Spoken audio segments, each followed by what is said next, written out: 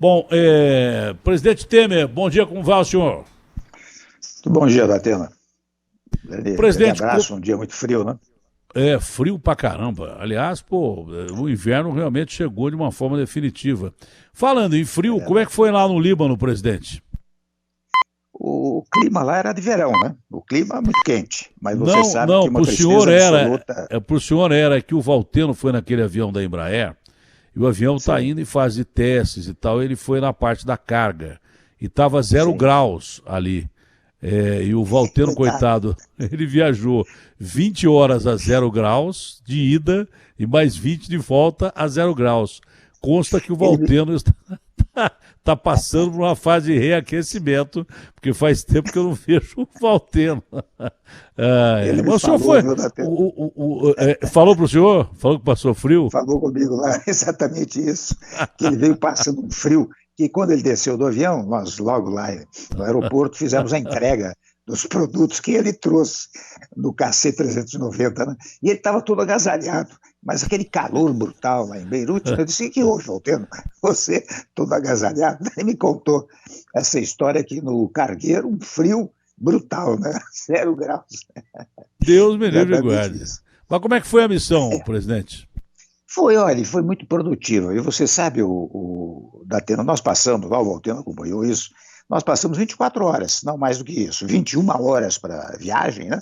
Tivemos que fazer 3 paradas, porque nós tínhamos que chegar juntamente com o cargueiro, porque haveria uma pequena solenidade de entrega desses produtos lá no aeroporto, né? E de igual maneira, 21 horas para voltar. E ficamos 24 horas lá. Nesse período, confesso a você, o Brasil se comportou muito bem, porque nós fomos, na verdade, o segundo país a visitar o Líbano, né? O primeiro foi a França, por meio do presidente Macron, e depois a nossa presença, a presença brasileira lá no Líbano. Logo chegamos, como disse a você, houve uma pequena solenidade lá da entrega desse material, que eram 6 toneladas, mais 4.000 toneladas de arroz que estavam indo por via marítima, né? E, aliás, faço aqui um corte da tenda para dizer que a comunidade aqui em todo o Brasil está se mobilizando e nós já temos, fiz várias reuniões, já temos cerca de 60 toneladas já arrecadadas para mandar para o Líbano, né? Bom, mas voltando à descrição da viagem, né? Nós fizemos a entrega, sequencialmente eu fui ao presidente do Líbano, tinha uma audiência marcada com ele às 5 horas da tarde, falei da ajuda humanitária, ele agradeceu muitíssimo, não é? E de igual maneira eu disse, mas nós queremos também, na medida do possível, ajudar na composição política aqui do Líbano, porque vocês precisam de uma certa paz interna, né? E daí, bom, logo depois, ele concordou, claro, e agradeceu muito o apoio, mas logo em seguida, Datena, eu fui visitar o local, que é uma tristeza, você olha aquilo lá, tudo destruído, para ter uma ideia, aquela explosão causou uma cratera de cerca de 40 metros de profundidade, primeiro ponto. Segundo ponto é que num raio de 4 quilômetros, mais ou menos, a explosão atingiu todos os prédios, né? Vidros destruídos, portas, às vezes paredes, né? Agora, devo dizer que ultrapassado esse período, essa coisa dos 4 quilômetros, Beirute estava inteira, né? Agora, com muita tristeza, não é? Eu, aliás, fiz uma coisa muito interessante, que acho que foi a parte mais importante da missão. Você sabe que lá as confissões religiosas têm muito poder, tanto que o poder lá é dividido entre sunitas, xiitas e maronitas, né? E eu pedi ao nosso encarregado lá, o nosso diplomata, para chamar as confissões religiosas na embaixada, né?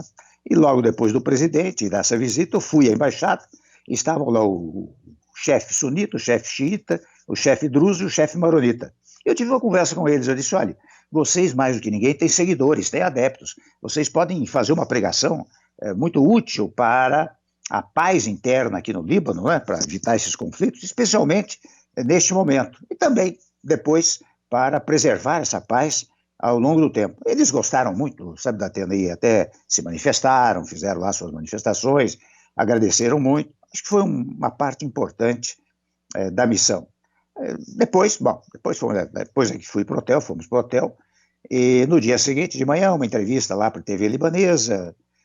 Agora, devo dizer, interessante, você veja o interesse do mundo pelo Líbano, né? Quando fazíamos essas visitas, nós éramos acompanhados pelo Valteno, naturalmente, a imprensa brasileira, né? Pela imprensa libanesa e pela imprensa europeia.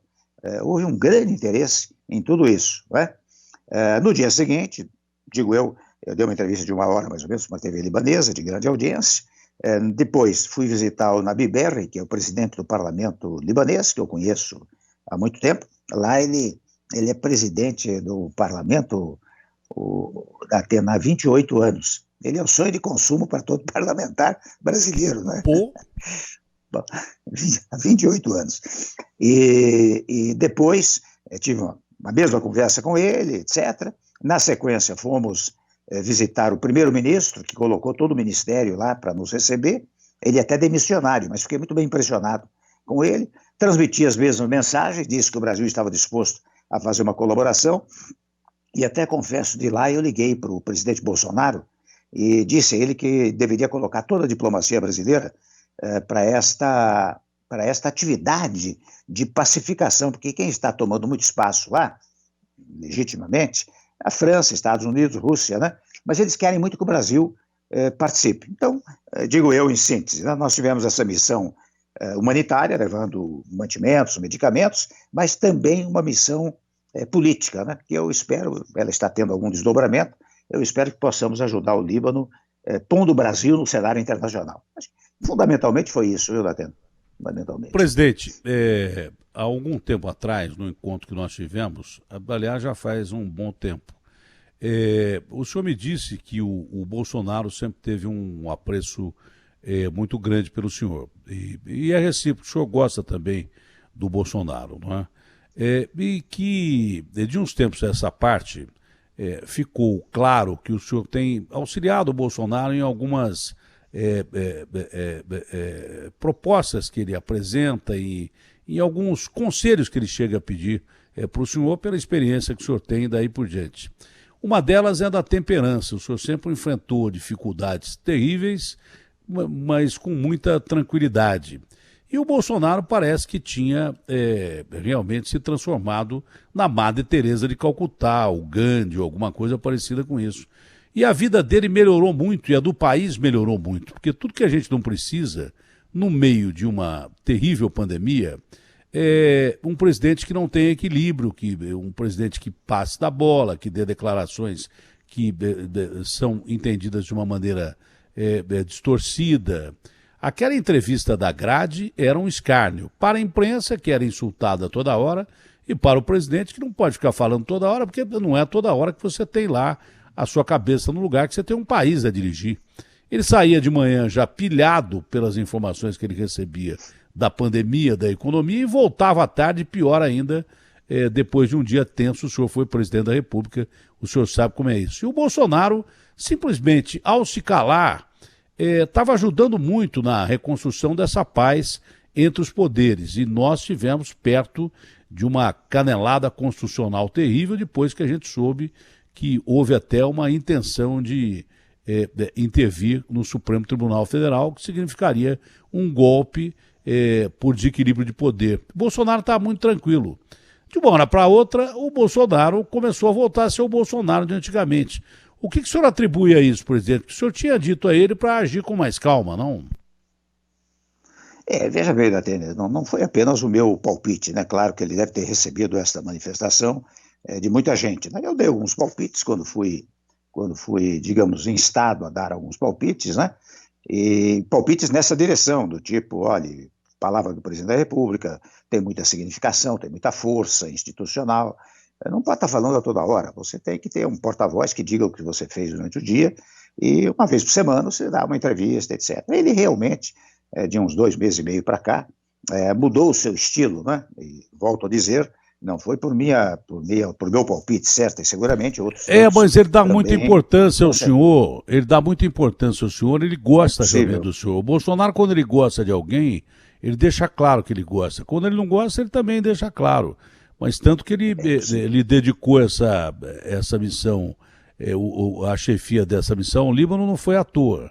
O que é que pode ter acontecido para tirar o Bolsonaro do prumo? Ele teve realmente uma grande delicadeza institucional. Na verdade, ele fez uma coisa que é comum nos Estados Unidos, né? Datena, lá o presidente em exercício, ele muitas vezes chama ex-presidente para missões humanitárias, diplomáticas, etc. Né? Então, teve uma delicadeza muito grande, além do que, você sabe, ele definiu, eu sou filho descendente de libaneses, né? Então, digamos que ele acertou nesse ponto. Agora, interessante, você falava aí do Gandhi, não é? O Brasil, não só o Brasil, mas o mundo, viu, Datena, está precisando de figuras como Gandhi, Mandela e outros tantos que são pacifistas, porque é interessante como o mundo todo está tomado por pessoas que têm uma posição muito agressiva, né? Seja no governo ou fora do governo. É uma coisa interessante, eu até aproveito para dizer, isso tomou conta das instituições. As instituições em geral, seja no Brasil ou fora do Brasil, veja o que está acontecendo nos Estados Unidos, veja o que está acontecendo lá em Belarus e outros locais tantos, né? É uma agressividade extraordinária. Figuras do tipo Gandhi, do tipo históricas, né? Mandela, né? Eles revelavam, transmitiam ao mundo uma ideia de diálogo, de pacificação, né? E nós não temos mais isso no mundo. Eu, pelo menos, não consigo visualizar quem exerce esse papel de liderança mundial pacifista. Eu visualizo, posso até estar enganado, líderes mundiais belicistas, né? Aqueles que só querem guerra, querem confusão. Querem, e a pandemia agravou isso. Sim, sem dúvida alguma, a pandemia agravou. Eu penso que o presidente Bolsonaro, para responder objetivamente a sua questão, pelo menos eu li hoje de manhã que ele teria ouvido alguém dizer que, como é que é? Que ele iria visitar a filha dele na prisão. Eu tenho a impressão que ele se descontrolou um pouco, né? E nesse descontrole ele deve ter respondido dessa maneira. Agora, sempre é tempo de consertar, não é? Você na vida, você tem a sua tendência, digamos, humana, que é muitas vezes retrucar aquilo que as pessoas dizem, quantas e quantas vezes, né? Nós temos vontade de retrucar, e ao retrucar até dizer a verdade, mas você, em função da sua posição, você tem, muitas vezes, se acautelar. Eu tenho a impressão que ele, pelo menos se ele me permitir mais um conselho, que ele um palpite, né? Que ele se acautele ao longo do tempo, né? Porque não é útil. Né? Se você disser, bom, mas isso é bom para ele, é bom para o país, não produz nenhum efeito, só produz efeito negativo. Eu acho que ele vai tomar cuidado, penso eu. Espero que sim, né? O simples fato dele ficar calado não significa que ele tenha subido os pontos percentuais que ele subiu na avaliação do Datafolha, que é uma instituição séria, né? Dirigida lá pelo Paulino. Não é à toa que ele subiu tanto na aprovação do seu governo e a queda na rejeição. Não foi pelo fato de ficar calado só. Talvez tenha ajudado um pouco, mas não foi por isso. Foi porque o governo dele está enfrentando bem a pandemia? O senhor acha que o governo Bolsonaro está passando bem pela pandemia?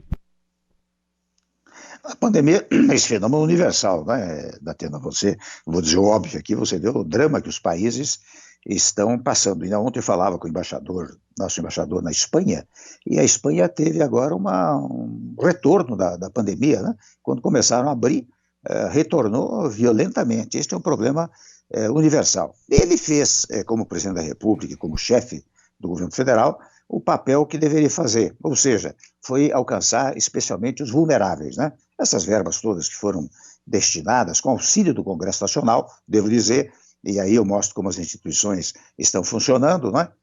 Com auxílio do Congresso Nacional, aquela verba de 600, 1.200, que agora até talvez venha a ser prorrogada, né? Talvez com valor menor, está atendendo os vulneráveis. E é uma preocupação que nós temos que ter no país, porque, por incrível que pareça, às vezes nós escondemos esse índice, né? Mas nós temos cerca de 30, 40 milhões de pessoas em situação de miserabilidade, não é nem pobreza, né? Então, você precisa estar atento a isso, né? 30, 40 milhões é um país inteiro, 2 países às vezes, né? Então, é preciso que nós tenhamos consciência disso, temos que prestigiar aqueles mais vulneráveis. Ele exerceu esse papel, aliás, digo sempre, ele exerceu, os governadores exerceram seu papel, os prefeitos, de alguma maneira, exerceram esse papel, não é? Eu acho que aí é a união de todos, um pouco do que preguei no Líbano agora, em função dessa tragédia, né? Quando você tem uma tragédia interna, você tem que cuidar de exatamente ter unidade, né? A paz vem dessa unidade. Eu tenho a impressão que ele cumpriu o seu papel na medida do possível, não é? E é importante que nós todos também cumpramos o nosso papel, né? Ou seja, o atendimento aos protocolos, agora que as coisas estão pretendendo voltar ao normal, é fundamental, mas aí depende de cada um. Claro que todo político, se for o Bolsonaro, o senhor pode atender aí no telefone, pode ser que seja o Bolsonaro. Bom, mas é o seguinte, presidente... Poucos, não é? Ainda que com sacrifício dos mais privilegiados, mas ela se recupera pouco a pouco, não tenho dúvida disso, né? Olha, e essa ideia do Paulo Guedes, que me parece uma mente meio dissonante do que pensa o presidente.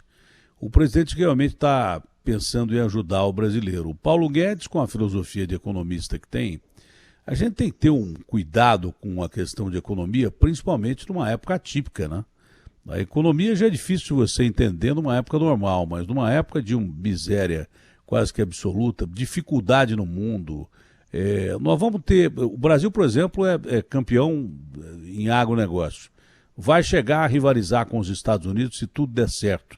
Já rivaliza com grandes produtores de alimento no mundo inteiro. Mas quem compra vai ter dificuldade em comprar também. Então quem vende vai ter dificuldade em vender.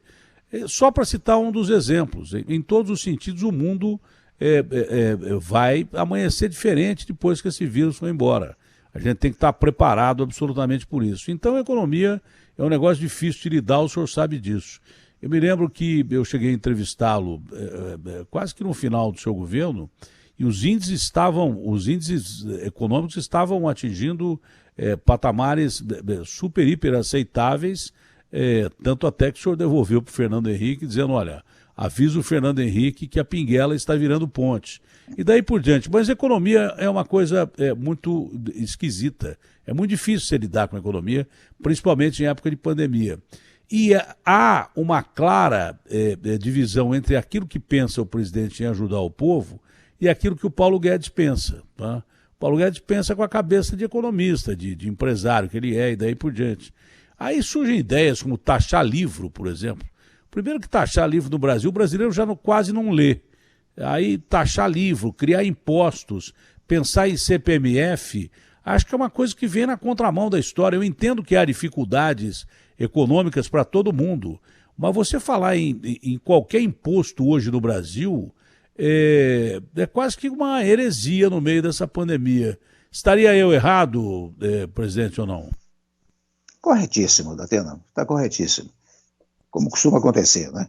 Agora, o que ocorre é o seguinte, é interessante, quando você governa, viu, Datena, você sabe disso, cada setor cuida do seu setor, tem mais preocupação com ele, então é natural que quem esteja no Ministério da Fazenda, no Ministério da Economia, pense na economia. O que é preciso é o presidente ter o conjunto social, o conjunto governativo e verificar quais são as prioridades momentâneas, né? Eu me recordo com o ministro Meirelles, muitas vezes a área da economia iria propor certas coisas, eu chamava, conversávamos, trocávamos ideias, eu fazia ponderações de quem examinava o cenário global, né? O cenário de todo o governo, de todo o país, e o Meirelles imediatamente acedia. O Meirelles era capaz de logo apanhar o que nós pensávamos, né, globalmente considerado, e imediatamente aplicar também na economia. Não foi sem razão que naquele período nós auxiliamos muitos estados, né? Nós, sabe que num dado momento nós eliminamos, não cobramos mais a dívida do Estado durante 6 meses com a União, reduzimos a inflação, etc, etc. Então você precisa ter esse interrelacionamento que deriva da cabeça vou usar a expressão chefe, como o presidente da República, né? Do chefe de Estado e chefe de governo. Ele que vê o global. Eu tenho a impressão que o presidente Bolsonaro, vai estar conversando com o Guedes, né, e vão se acertar. É importante isso para o país. Bom, a última pergunta, porque eu recebi um recado da sua assessoria que eu tenho que liberá-lo, né, e a gente tem que cumprir com o seu tempo, que é importantíssimo. O senhor tem o tempo muito ocupado, graças a Deus, né? Ainda bem, é porque está ajudando alguém. Presidente, existe uma clara intenção de um grande acordo para primeiro se manter a democracia. Isso foi conseguido, eu disse, perto de uma instabilidade institucional ou constitucional muito grande que nós passamos aí. A gente esteve perto de uma rachadura muito grande. Isso aí foi confirmado por várias autoridades, de todos os poderes. Agora, ontem houve um almoço entre o Ciro, né, o Ciro Nogueira, o Rodrigo Maia, né, presidente da Câmara, e demais autoridades. Dizem, porque o senhor é reconhecidamente um dos maiores articulistas políticos da nossa nação nesse momento. Isso é indubitável, né? O senhor sabe articular politicamente como poucos do Brasil, né? E está ajudando o Bolsonaro. Essa reunião visa, por exemplo, aumentar a popularidade do Bolsonaro no Nordeste? Já significa um apoio do senhor especificamente, do MDB e do DEM e dessas autoridades em ajudar o presidente, primeiro, a passar por essa crise terrível da pandemia, questão de governabilidade, e depois já com projetos futuros para um apoio em relação à candidatura dele à presidência da República? Não, você sabe, Datena, você está se referindo ao almoço de ontem, onde estava o Rodrigo Maia, estavam vários líderes, o Lira, o Arthur Lira, o Aguinaldo, que foi meu líder do governo, o Marcos Pereira, que foi ministro do Comércio, que é o presidente do PMDB, o Ciro Nogueira, que o PP me ajudou muito naquela oportunidade, mas foi um almoço, vamos dizer, mais social. Você sabe que todos eles queriam encontrar-se comigo, alguns se encontraram ao longo do tempo, porque, graças a Deus, eu tenho esta alegria, né, das pessoas que estiveram comigo no passado, de vez em quando vêm me visitar. E ontem eles marcaram para vir conversar comigo, me visitar, etc. Mas foi um almoço meramente social, né? Eu até cheguei a dizer a eles, eu disse, olha, meus cumprimentos, vocês tiveram protagonismo. Isso existe em política, presidente? Isso aí existe em política? Você veja, Datena, eu estou inteiramente fora. Em princípio, ninguém tinha que me procurar, não é verdade? E, entretanto, você veja as lideranças. Me permita discordar do senhor. Eu não acredito que o senhor esteja fora coisa nenhuma. Eu acho que o senhor está mais dentro do que a gente imagina. Eu simplesmente, quero dizer, eu não tenho nenhuma, digamos, influência não tenho, né? Então, e você sabe que... Mas houve pelo menos esse assunto, esse comentário de um apoio ao presidente da República? Não, houve pelo menos a ideia de que nós devemos tocar o Brasil adiante, não é? Evidentemente, ninguém pensa, vou tratar diretamente do tema, nenhum deles falou em impedimento do presidente, uma coisa que, digamos assim, entre aspas, né, rolou a coisa de 2, 3 meses, 4 meses atrás, né?